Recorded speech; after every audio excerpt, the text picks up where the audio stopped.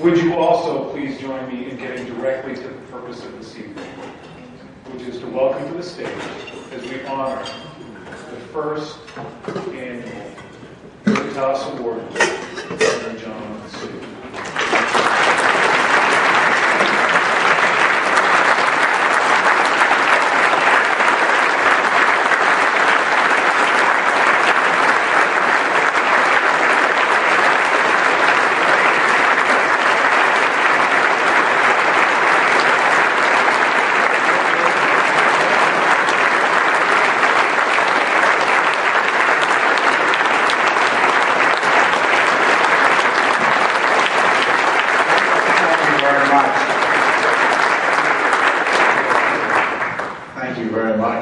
First of all, let me thank you all for coming tonight. Certainly Nancy and I appreciate the great expression of friendship involved in that. But I can't tell you how important it is that your being here helps the Josiah Bartlett Study Foundation do its work, which is so important. And so I hope that your presence here is just the beginning of your support for Josiah Bartlett. I apologize. I think I'm losing my voice and catching a cold. I know Steve Merrill got food poisoning, but I showed up. Steve, where are you?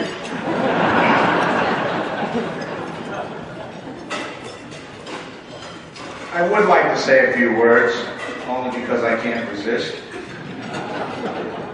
I hate to admit it, but PJ's description of the feedback loop, the control loop, was quite accurate. Although my description to him wasn't as dry as his. I was once asked what my philosophy is in life. And I can really explain it in terms of a joke that I often tell.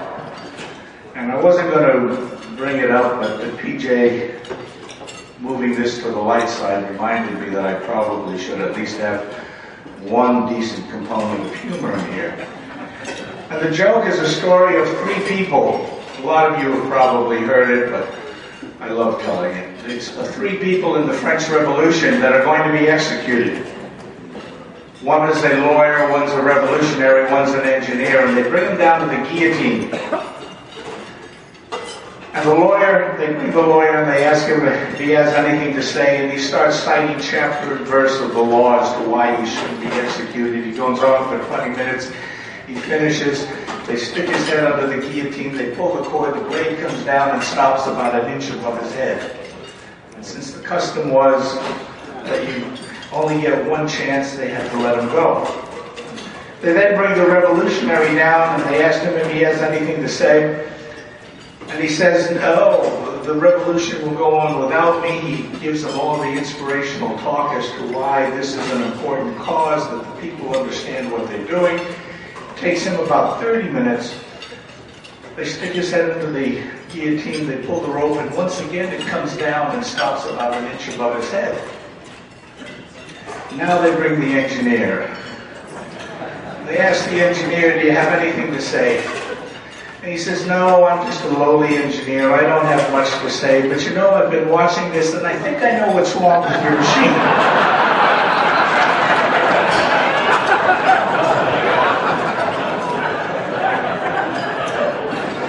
And it's that compulsive desire to make things work right that really is behind all the insanity that I have ever gotten involved in.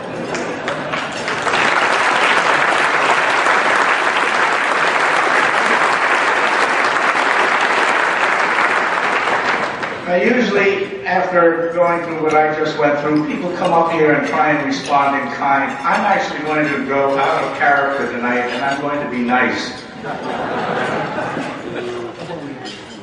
First of all, I want to thank my very dear friend, Dan Quayle. Vice President Quayle was the smartest political head and the smartest policy head in the George Bush White House, and frankly, is amongst the smartest political and policy people I have ever met in my whole life, and it is a disaster what the press did to this great, great conservative American who I think history will treat a lot better than the headlines ever did. And Dan, thank you very, very much for coming.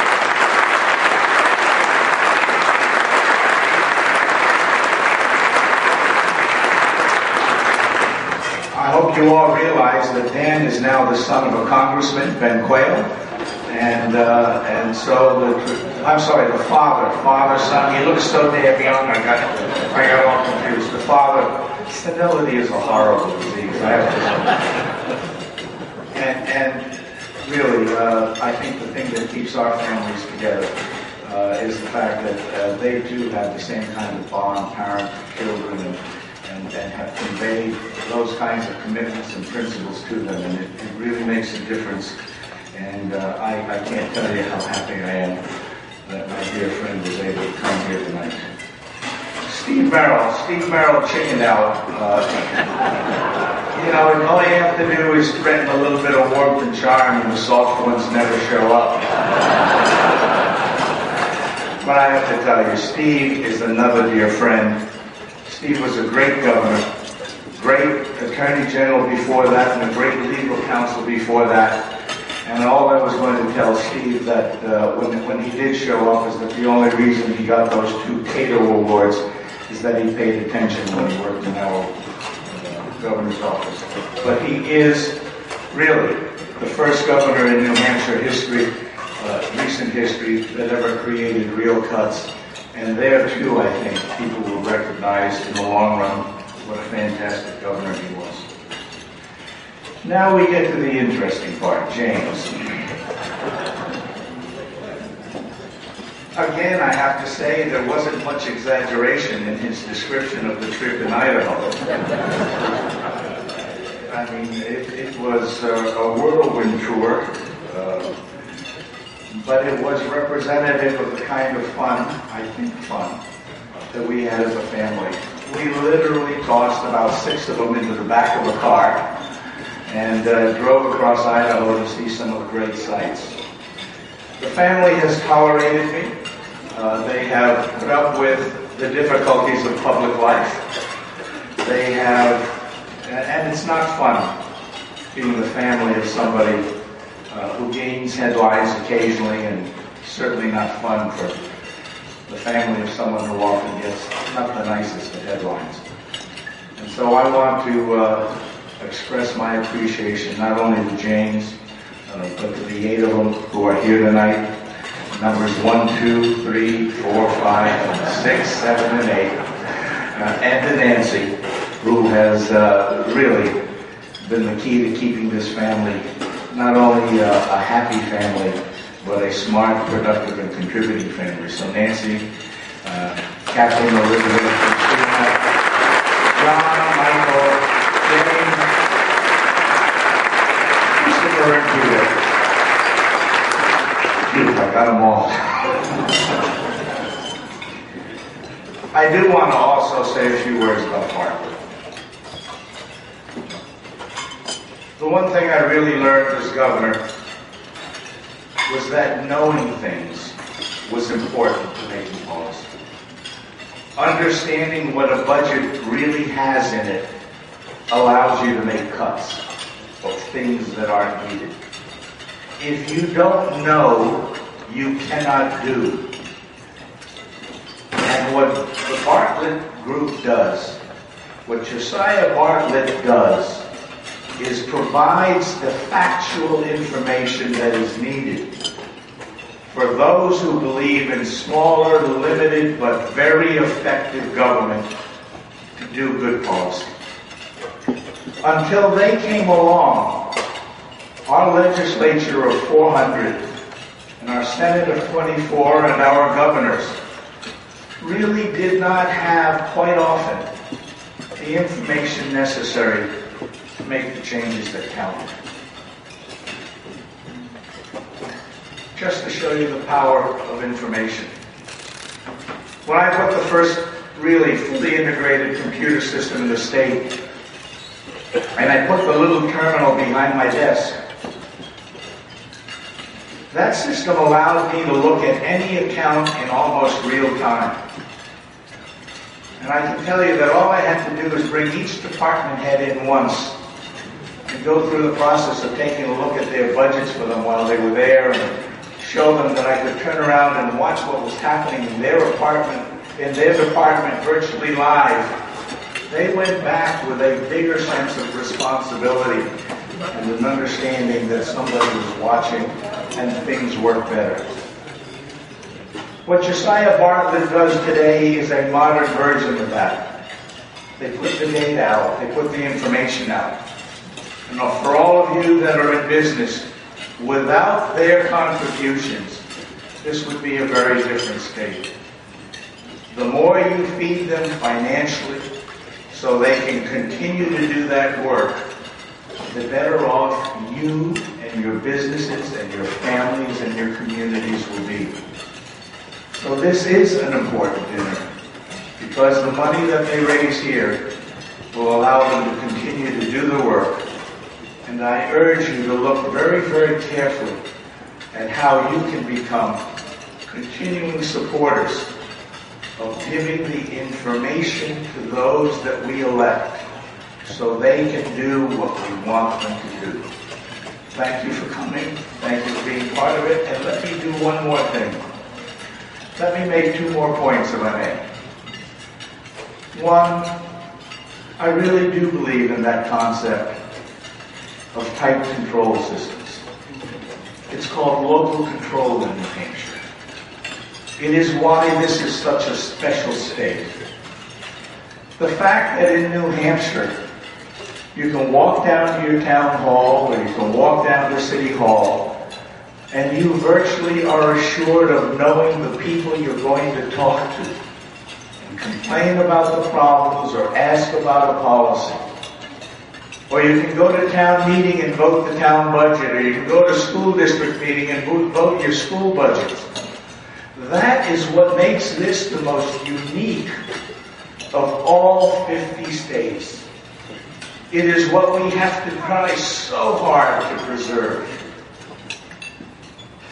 Those that believe in bigger government and shoving policy to the top instead of keeping it local miss that completely. So the last point I'd like to make tonight is to point out that what Rich handed me was a beautiful copy of the Constitution of the state of New Hampshire.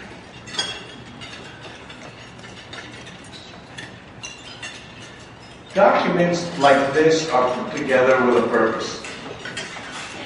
Sometimes documents like this get misinterpreted. And there is one important task that I would like to enlist you all to be part of. This document has to be amended. It has to be amended because of the school district decisions. That is, in fact, the greatest threat to local control in the state of New Hampshire.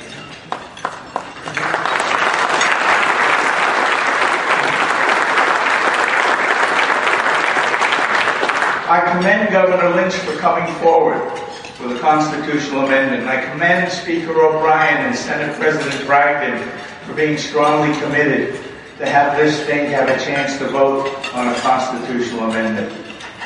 But I ask you as leaders of your community, leaders in your businesses, leaders within this state to understand how important that change will be.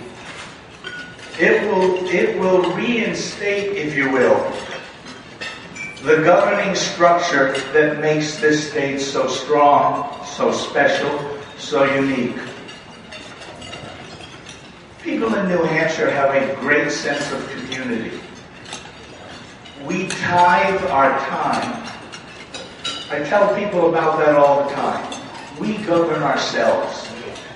I'll bet there's 30 people here that have been selectmen and 50 people that have been on the school board and 100 people that have been involved with the legislative process. We participate in our governance because we are different and special. And I can tell you that there is nothing that threatens that special character more than the mistakes that the New Hampshire Supreme Court made in misreading this document, and the fact that we have to now reestablish what it truly meant with a constitutional amendment. The Bartlett Center is a leader in that activity. It has been a leader in providing information to the legislature on dealing with the budget problems. This is a very, very special state. I ask you in the New Hampshire tradition to be all of you, for all of you to be part of the solution. I want to thank you all for being here. I want to thank Josiah Bartlett for this great honor tonight. I want to thank again my dear friend Dan Quayle for coming up. I want to thank Steve Merrill for his great message that he sent in. I want to thank James and the rest of the family for taking good care of me all these long years. And I want to thank D.J. O'Rourke for having learned very well his lesson on control theory. Thank you very, very much.